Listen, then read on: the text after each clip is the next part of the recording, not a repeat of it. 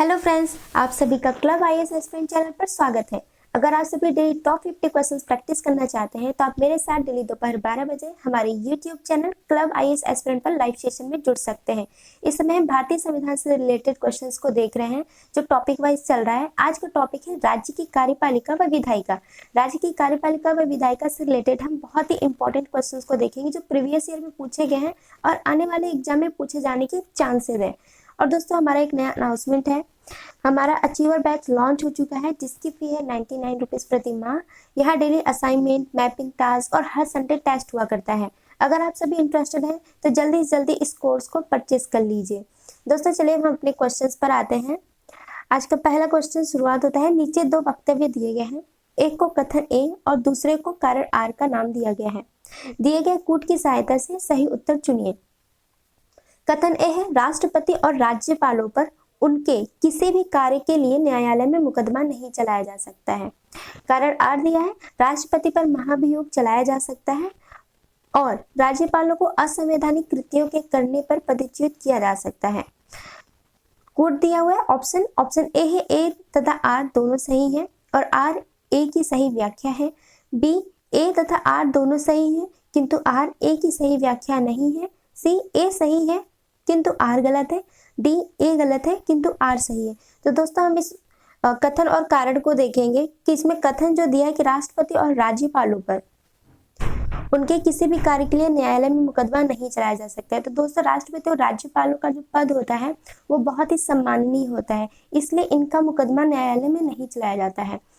और जो दूसरा कारण आर दिया है कि राष्ट्रपति पर महाभियोग चलाया जा सकता है और राज्यपालों को असंवैधानिक कृत्यों के करने पर पदच्युत किया जा सकता है। तो दोस्तों, ये सही है कि राष्ट्रपति पर महाभियोग लगाया जाता है, लेकिन राज्यपाल जो अगर असंवैधानिक कार्य करता है अपने राज्य में तो राष्ट्रपति उसे पदच्युत कर सकता है। तो दोनों ही सही हैं, लेकिन जो कारण आर दिया हुआ है जैसे कि हम इसमें देख रहे हैं वो एक ही कथन एक ही व्याख्या नहीं कर रहा है। तो इस अकॉर्डिंग अगर हम ऑप्शन में चूज करें तो दोस्तों इस ऑप्शन में बी जो है इसका सही उत्तर है, यानी कि ए तथा आर सही है किंतु आर ए की सही व्याख्या नहीं है। ठीक है, चलिए हम नेक्स्ट क्वेश्चन पर देखते हैं। राज्य का राज्यपाल मंत्रिपरिषद के परामर्श से स्वतंत्र कार्य कर सकता है। अब हमें बताना है कि राज्य का राज्यपाल मंत्रिपरिषद के परामर्श से स्वतंत्र कार्य कर सकता है किन किन क्षेत्रों में। ठीक है, पहला कथन दिया है विधानसभा में सरकार को अपना बहुमत सिद्ध करने को कहने के लिए। दूसरा, मुख्यमंत्री को बर्खास्त करने के लिए। तीसरा, भारत के राष्ट्रपति के विचारार्थ किसी विधेयक को आरक्षित करने के लिए। चौथा, विधायिका द्वारा पारित किसी विधेयक को पुनर्विचार हेतु वापस करने के लिए। और पांचवा है उच्च न्यायालय का परामर्श मांगने के लिए। तो दोस्तों, इसमें जो दिया है पहला कथन कि विधानसभा में सरकार को अपना बहुमत सिद्ध करने के लिए कह सकता है राज्यपाल और मुख्यमंत्री को बर्खास्त भी कर सकता है। और उसके बाद जो तीसरा दिया हुआ है भारत के राष्ट्रपति के विचारार्थ किसी विधेयक को आरक्षित करने के लिए, तो ये भी कर सकता है राज्यपाल। और विधायिका द्वारा पारित किसी विधेयक को पुनर्विचार हेतु वापस करने के लिए, मतलब कि अगर कोई विधेयक राज्यपाल के पास भेजा जाता है तो राज्यपाल उसे पुनर्विचार हेतु लौटा सकता है। ठीक है, तो ये भी सही है। लेकिन इसमें जो पांचवा पॉइंट दिया है कि उच्च न्यायालय का परामर्श मांगने के लिए, तो ये दोस्तों नहीं मांग सकता है। ठीक है, तो इस अकॉर्डिंग ये गलत है पांचवा। और बाकी जो चारों ऑप्शन है, चारों कथन 1, 2, 3 और 4 ये जो है सही है। तो यानी कि अगर हम ऑप्शन में चूज करें इसका आंसर तो इसका ऑप्शन सही है ए। ठीक है, यानी कि पहला, दूसरा, तीसरा और चौथा कथन सही है। ठीक है, चलिए हम नेक्स्ट क्वेश्चन पर आते हैं। किसी राज्य के गवर्नर यानी कि राज्यपाल को पहला कथन दिया है राष्ट्रपति नियुक्त करता है। दूसरा, राष्ट्रपति की इच्छा के अनुसार पद पर बने रहता है। तीसरा, राज्य की कार्यपालिका शक्ति के मुखिया होते हैं। चौथा, सामान्यतः 5 वर्ष के लिए पद पर रहते हैं। तो हमें नीचे दिए गए कोड से सही उत्तर का चयन करना है। तो दोस्तों, जैसा कि हम सभी जानते हैं कि राज्यपाल की नियुक्ति राष्ट्रपति करते हैं। राष्ट्रपति की इच्छा अनुसार पद पर बने रहते हैं राज्यपाल, यानी कि राष्ट्रपति के प्रसाद पर्यंत राज्यपाल अपना पद ग्रहण करता है। और राज्य की कार्यपालिका शक्ति के मुखिया होते हैं, ये भी सही है। और फिर सामान्यतः 5 वर्ष के लिए होता है। राज्यपाल का जो कार्यकाल होता है सामान्यतः 5 वर्ष के लिए होता है। तो दोस्तों, ये चारों जो कथन है ये सही है, तो इसलिए इस अकॉर्डिंग इस प्रश्न का सही उत्तर है, एक मिनट, डी यानी कि सभी। ठीक है, चलिए हम नेक्स्ट क्वेश्चन पर आते हैं। संविधान के अनुच्छेद 156 में उपबंध है कि राज्यपाल अपने पद ग्रहण की तारीख से 5 वर्ष की अवधि तक पद धारण करेगा। ठीक है, इससे निम्नलिखित में से कौन सा निष्कर्ष निकाला जा सकता है? पहला है, किसी राज्यपाल को उसकी पदावधि पूरी होने से पूर्व पद से नहीं हटाया जा सकता। और दूसरा है, कोई राज्यपाल 5 वर्ष की अवधि के बाद अपने पद पर बना नहीं रह सकता। तो दोस्तों इसमें पहला जो कथन दे रहा है कि राज्यपाल को उसकी पदावधि पूरी होने से पूर्व पद से नहीं हटाया जा सकता, तो ऐसा नहीं है, हटाया जा सकता है, क्योंकि राज्यपाल का जो पद है वो राष्ट्रपति के प्रसाद पर निर्भर करता है, यानी कि राष्ट्रपति पर निर्भर करता है कि राज्यपाल कब तक अपना पद ग्रहण किए रह सकता है। और उसके बाद जो दूसरा दिया है, कोई राज्यपाल 5 वर्ष की अवधि के बाद अपने पद पर बना नहीं रह सकता है। दोस्तों राज्यपाल तब तक 5 वर्ष का कार्यकाल पूरे होने के बाद भी पद पर बना रहता है जब तक कि दूसरा व्यक्ति राज्यपाल का पद ग्रहण न कर ले। ठीक है, तो ये भी इस अकॉर्डिंग गलत है, तो हमें ऑप्शन चूज करना है। तो हम ऑप्शन सही ऑप्शन बताएंगे कि ऑप्शन डी है, दोनों ही नहीं है, मतलब दोनों ही सही नहीं है। ठीक है, चलिए हम नेक्स्ट क्वेश्चन पर आते हैं। निम्नलिखित में से कौन राज्यपाल की नियुक्ति करता है? ऑप्शन ए केंद्रीय मंत्रिमंडल, ऑप्शन बी उच्चतम न्यायालय के मुख्य न्यायाधीश, ऑप्शन सी लोकसभा के अध्यक्ष, ऑप्शन डी भारत के राष्ट्रपति। तो दोस्तों जैसा कि हम बार बार बता रहे हैं कि राष्ट्रपति राज्यपाल की नियुक्ति करता है और राज्यपाल का जो कार्यकाल है उसका मतलब कब तक वो रहेगा, तो ये राष्ट्रपति पर निर्भर करता है। तो इसलिए इस अकॉर्डिंग इस प्रश्न का सही उत्तर है ऑप्शन डी। आर्टिकल 155 के तहत जो है, मतलब आर्टिकल 155 के तहत राष्ट्रपति जो है राज्यपाल की नियुक्ति करता है। ठीक है, चलिए हम नेक्स्ट क्वेश्चन पर आते हैं। पश्चिम बंगाल की प्रथम महिला राज्यपाल कौन थी? Option A Vijay Lakshmi Pandit, option B Padmaja Naidu, option C Rajni Rai, option D Sheela Kaul. तो दोस्तों इस प्रश्न का सही उत्तर है ऑप्शन बी यानी कि पद्मजा नायडू। नेक्स्ट क्वेश्चन, भारत के एक राज्य के राज्यपाल से संबंधित निम्न कथनों पर ध्यान दीजिए। हम इसमें बताना है राज्यपाल से संबंधित। ठीक है, तो 4 कथन है। उसे जन्म से भारत का नागरिक होना चाहिए। दूसरा, उसकी आयु कम से कम 35 वर्ष होनी चाहिए। तीसरा, उसमें लोकसभा का सदस्य होने की योग्यता होनी चाहिए। चौथा, वह एक से अधिक राज्यों का राज्यपाल हो सकता है। इसमें ऑप्शन दिया है 1 तथा 2 सही है, ऑप्शन बी 1, 2 और 3 सही है, सी 1, 2 और 4 सही है, डी 2 तथा 4 सही है। तो दोस्तों चलिए हम इसके कथन पर आते हैं। जैसे कि इसमें दिया है कि उसे जन्म से भारत का नागरिक होना चाहिए। देखिए दोस्तों, हम अगर क्वेश्चंस को देखते हैं तब हम थोड़ा डाउट मतलब यही कथन देखकर हमें लगता है कि ये तो सही है, इसमें तो दिया है कि जन्म से भारत का नागरिक होना चाहिए, तो ऐसा नहीं है। राज्यपाल बनने के लिए उसे जन्म से नागरिक होना जरूरी नहीं है। ठीक है, तो इस अकॉर्डिंग ये कथन गलत है। और दूसरा दिया है कि उसकी आयु कम से कम 35 वर्ष होनी चाहिए, ये सही है। और उसे लोकसभा का सदस्य होने की योग्यता होनी चाहिए। तो दोस्तों ऐसा कुछ भी इसमें संविधान में नहीं कहा गया है कि राज्यपाल का पद ग्रहण करने के लिए या फिर राज्यपाल निर्वाचित होने के लिए उसे लोकसभा का सदस्य होना जरूरी होता है या फिर उसकी योग्यता होनी चाहिए। तो वो किसी भी सदन का सदस्य नहीं हो सकता या विधानमंडल के किसी भी सदन का सदस्य नहीं हो सकता। अगर है और जिस दिन वो राज्यपाल का पद ग्रहण करता है तो उसकी सदस्यता वो मतलब समाप्त हो जाती है, तो ये गलत है तीसरा। और वह चौथा दिया है कि वह एक से अधिक राज्यों का राज्यपाल हो सकता है। हमारे संविधान में प्रावधान है कि कोई राज्यपाल एक से अधिक राज्यों का राज्यपाल, मतलब कोई व्यक्ति एक से अधिक राज्यों का राज्यपाल हो सकता है। तो हम जैसा कि देख रहे हैं कि दूसरा और चौथा कथन सही है, तो हम इसमें ऑप्शन चूज करेंगे कि किसमें 2 और 4 दिया हुआ है। तो दोस्तों जैसा कि हम देख रहे हैं कि ऑप्शन डी में 2 और 4 कथन दिया हुआ है, तो इस अकॉर्डिंग इसका सही उत्तर है ऑप्शन डी। ठीक है, चलिए हम अच्छे से टिक कर देते हैं। चलिए हम नेक्स्ट क्वेश्चन पर आते हैं। जम्मू एवं कश्मीर के उपराज्यपाल की नियुक्ति कौन करता है?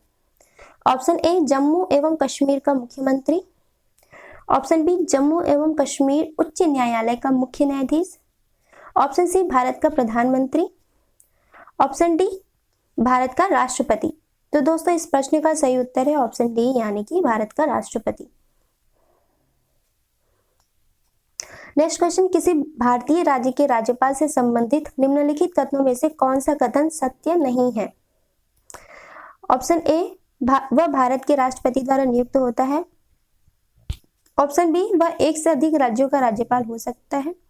ऑप्शन सी, वह 5 वर्ष तक पद पर रहता है। ऑप्शन डी, यदि संबंधित राज्य की व्यवस्थापिका उसे पद से हटाए जाने का प्रस्ताव स्वीकार करती है तो वह पदावधि के पूर्व भी पदमुक्त किया जा सकता है। तो दोस्तों, जैसे कि हमने आपको पहले ही बताया है कि राष्ट्रपति द्वारा नियुक्त होगा और वह एक से अधिक राज्यों का राज्यपाल हो सकता है, वह 5 वर्ष तक पद पर रहता है। लेकिन जो डी दिया हुआ है ये गलत है, क्योंकि राष्ट्रपति ही निर्धारित करेगा कि कब तक पद पर रहेगा, कब राज्यपाल कब तक अपने पद पर रहेगा, कब तक नहीं रहेगा। हमें इसमें चूज करना था कौन सा सत्य नहीं है, तो ऑप्शन डी सत्य नहीं है। ठीक है। नेक्स्ट क्वेश्चन, संविधान के मसौदे में निर्वाचित राज्यपालों के प्रावधानों की मूल योजना को छोड़ दिया गया था क्योंकि पहला कथन है, इसका तात्पर्य होता एक दूसरा निर्वाचन। दूसरा दिया है, निर्वाचन प्रमुख राजनीतिक मुद्दों पर लड़ा जाता। तीसरा, निर्वाचित राज्यपाल अपने को मुख्यमंत्री से बड़ा मानता। चौथा है, राज्यपाल को संसदीय प्रणाली के अधीन ही कार्य करना था। तो इसमें ऑप्शन दिया हुआ है दोस्तों, ऑप्शन ए है 1 तथा 2, ऑप्शन बी है 2 तथा 3, ऑप्शन सी है 1, 3 तथा 4, ऑप्शन डी है 2, 3 तथा 4। तो दोस्तों, इस प्रश्न का सही उत्तर है ऑप्शन सी, यानी कि 1, 3 तथा 4। यानी कि जो पहला दिया है कि इसका तात्पर्य होता है एक दूसरा निर्वाचन, और तीसरा जो दिया निर्वाचित राज्यपाल अपने को मुख्यमंत्री से बड़ा मानता है और राज्यपाल को संसदीय प्रणाली के अधीन ही करना था। तो इस अकॉर्डिंग इस प्रश्न का सही उत्तर है ऑप्शन सी। ठीक है, चलिए हम नेक्स्ट क्वेश्चन पर आते हैं। मुख्यमंत्री से संबंधित निम्नलिखित कथनों में से कौन सा एक सही नहीं है? दोस्तों, जब भी आप एग्जाम में जाएं या फिर खुद रूम पर अपने बैठकर प्रैक्टिस सेट सॉल्व करें तो हमेशा क्वेश्चंस को ध्यान से पढ़ें कि यहाँ पे क्या दे रहा है, कौन सा सही नहीं है या फिर कौन सा सही है। हम लोग यही गलती करते हैं, तो हमें यहाँ गलती नहीं करना है। ठीक है, चलिए हम क्वेश्चन पर आते हैं। मुख्यमंत्री से संबंधित निम्नलिखित कथनों में से कौन सा एक सही नहीं है? ऑप्शन ए, वह साधारणतः राज्यपाल द्वारा चयनित होता है। ऑप्शन बी, वह राज्यपाल द्वारा औपचारिक नियुक्ति पाता है। ऑप्शन सी, वह विधानसभा में बहुमत दल के सदस्यों द्वारा चुना जाता है। ऑप्शन डी, उसका पद पर बना रहना बहुत से कारकों पर निर्भर करता है। तो दोस्तों, जैसा कि इसमें दिया है ऑप्शन ए कि वह साधारणतः राज्यपाल द्वारा चयनित होता है, इसमें लिखा है चयनित होता है। तो दोस्तों, चयनित नहीं होता है मुख्यमंत्री चयनित नहीं होता बल्कि नियुक्त होता है। तो इस अकॉर्डिंग ये सही कथन नहीं है। ठीक है, तो ऑप्शन ए इसका सही उत्तर है। चलिए हम नेक्स्ट क्वेश्चन पर आते हैं।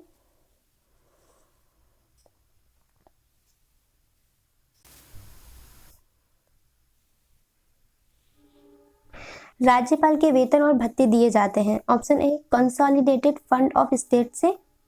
Option B, consolidated fund of India से। Option C, contingency fund of state से। और डी दिया है ऑप्शन ए और बी दोनों द्वारा, मतलब कंसोलिडेटेड फंड ऑफ स्टेट से और कंसोलिडेटेड फंड ऑफ इंडिया से। तो दोस्तों, इस प्रश्न का सही उत्तर है ऑप्शन ए, यानी कि कंसोलिडेटेड फंड ऑफ स्टेट से। ओके, तो ये नेक्स्ट क्वेश्चन, भारतीय संविधान के अनुच्छेदों में से किसी एक के अधीन राज्यपाल राष्ट्रपति के विचार के लिए किसी विधेयक को आरक्षित रखा जा सकता है? ऑप्शन ए, अनुच्छेद 169, ऑप्शन बी अनुच्छेद 200, ऑप्शन सी अनुच्छेद 201, ऑप्शन डी अनुच्छेद 202। तो दोस्तों, इस प्रश्न का सही उत्तर है ऑप्शन बी, यानी कि अनुच्छेद 200। नेक्स्ट क्वेश्चन, राज्यपाल किसके प्रति उत्तरदायी होता है? प्रधानमंत्री ऑप्शन ए, ऑप्शन बी राष्ट्रपति, ऑप्शन सी विधानसभा, ऑप्शन डी मुख्यमंत्री। तो दोस्तों, इस प्रश्न का सही उत्तर है ऑप्शन बी राष्ट्रपति। भारत में किसी राज्य की राज्यपाल बनने वाली पहली महिला कौन थी? Option A, Rajkumari Amrit Kaur, option B Padmaja Naidu, option C Sarojini Naidu, option D Sarla Grewal. तो दोस्तों, इस प्रश्न का सही उत्तर है ऑप्शन सी, यानी कि सरोजनी नायडू। निम्नलिखित में से कौन भारत के राष्ट्रपति की इच्छा तक ही पद पर बने रह सकते हैं? ऑप्शन ए, राज्यपाल, ऑप्शन बी निर्वाचन आयुक्त, ऑप्शन सी उच्चतम न्यायालय के न्यायाधीश, ऑप्शन डी लोकसभा अध्यक्ष। तो दोस्तों इस प्रश्न का सही उत्तर है ऑप्शन ए यानी कि राज्यपाल। नेक्स्ट क्वेश्चन, किसी राज्य के राज्यपाल द्वारा जारी ऑर्डिनेंस का अनुमोदन होना आवश्यक है। ऑप्शन ए राष्ट्रपति द्वारा, ऑप्शन बी राज्य की विधायिका द्वारा, ऑप्शन सी राज्य के मंत्रियों की काउंसिल द्वारा, ऑप्शन डी उपयुक्त में से किसी से नहीं। तो दोस्तों इस प्रश्न का सही उत्तर है ऑप्शन बी यानी कि राज्य की विधायिका द्वारा। नेक्स्ट क्वेश्चन, राज्यों के संदर्भ में निम्न में से कौन सा एक कथन सत्य नहीं है।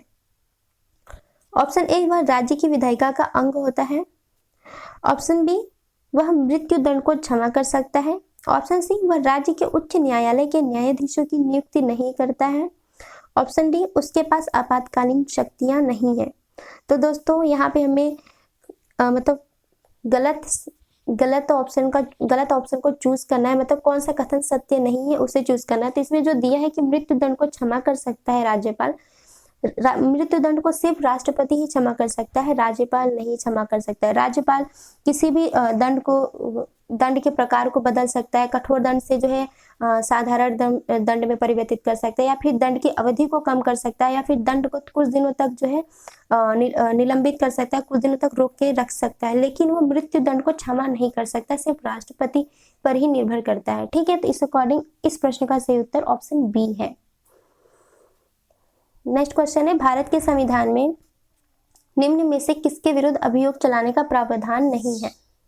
ऑप्शन ए राष्ट्रपति के विरुद्ध, ऑप्शन बी राज्य के राज्यपाल के विरुद्ध, ऑप्शन सी भारत के मुख्य न्यायाधीश के विरुद्ध, ऑप्शन डी भारत के उपराष्ट्रपति के विरुद्ध। तो दोस्तों इस प्रश्न का सही उत्तर है ऑप्शन बी यानी कि राज्य के राज्यपाल के विरुद्ध, क्योंकि ये तो राष्ट्रपति के प्रशांत पर्यंत पद धारण करता है या फिर पद ग्रहण करता है, तो राष्ट्रपति अब कभी भी हटा सकता है, तो इसके लिए महाभियोग चलाने की कोई जरूरत नहीं पड़ती है। ठीक है, चलिए हम नेक्स्ट क्वेश्चन पर आते हैं।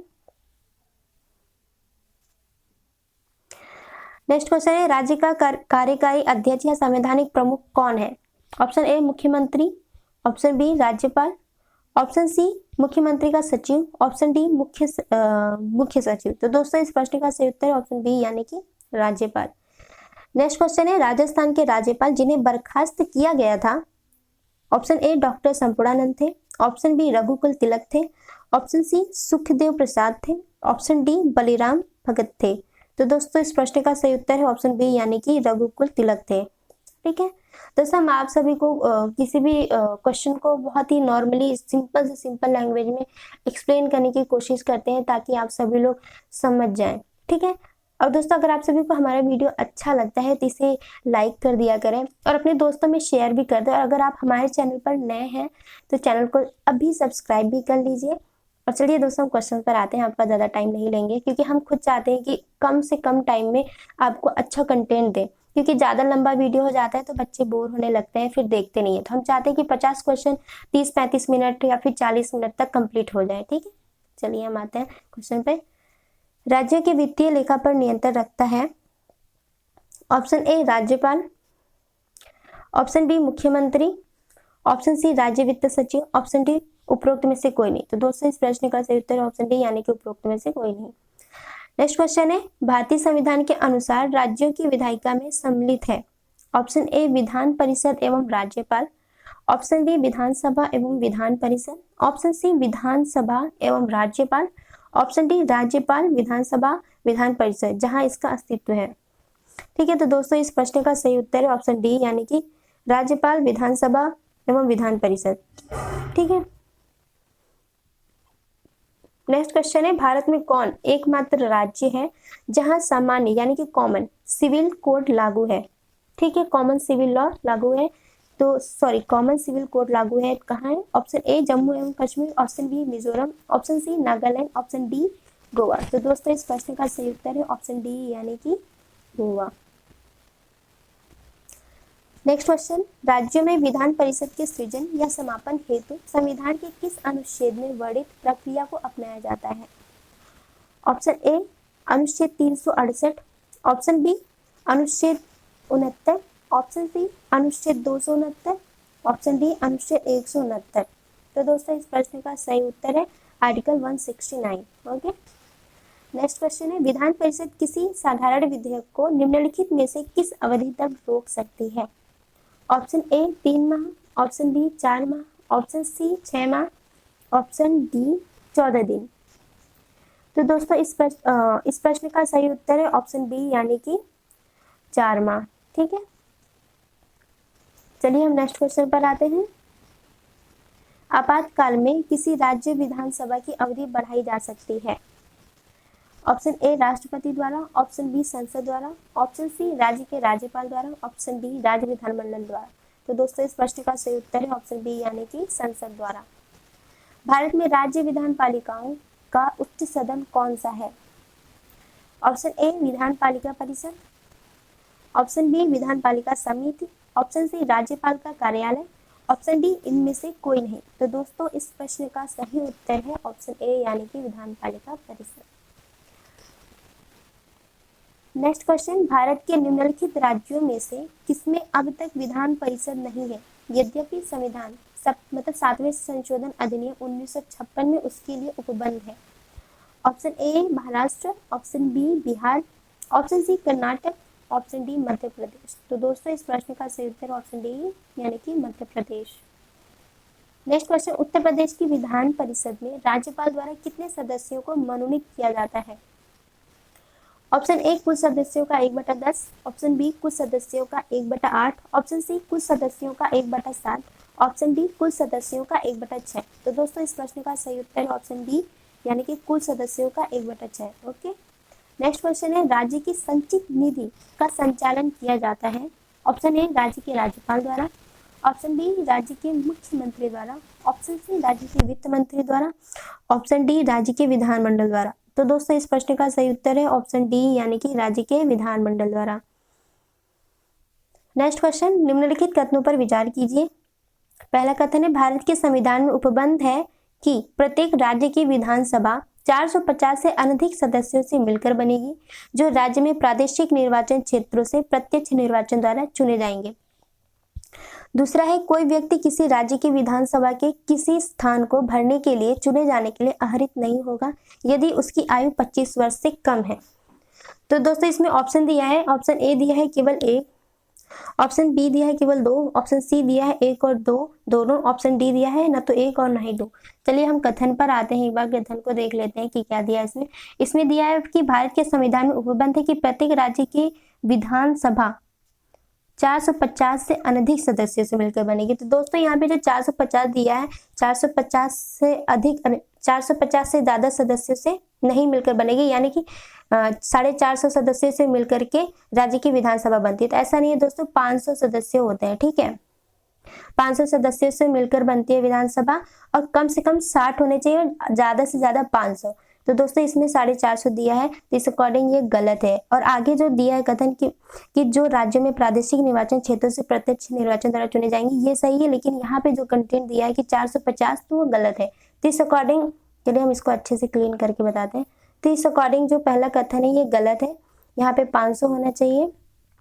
ठीक है, और जो दूसरा कथन दिया है कि कोई व्यक्ति किसी राज्य की विधानसभा के किसी स्थान को भरने के लिए चुने जाने के लिए अहरित नहीं होगा यदि उसकी आयु 25 वर्ष से कम है, यानी कि 25 वर्ष की आयु होनी चाहिए कम से कम राज्यसभा या फिर राज्य की विधानसभा में सदस्य अहरित होने के लिए, यानी कि चुनाव लड़ने के लिए, उम्मीदवार बनने के लिए। ठीक है, तो इस अकॉर्डिंग दूसरा कथन जो दिया है वो सही है, तो ऑप्शन बी इसका सही उत्तर है। पहला कथन गलत है, तो इसलिए हम इसको नहीं लेंगे। ठीक है,